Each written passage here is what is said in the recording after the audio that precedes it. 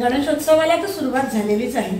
घरोघरी अगदी लोक रात्रभर जागरण करतात आणि आज गौराईचं आगमन झालेलं आहे। आमच्या शाळेमध्ये सुद्धा आम्ही गौराई विशेष एक गाणं बसवलेलं आहे। चला तर मग आपण हे गाणं पाहूया आणि माझ्या या छोट्या छोट्या मुलींचं कौतुक करूया। देवी मंगळा गौरी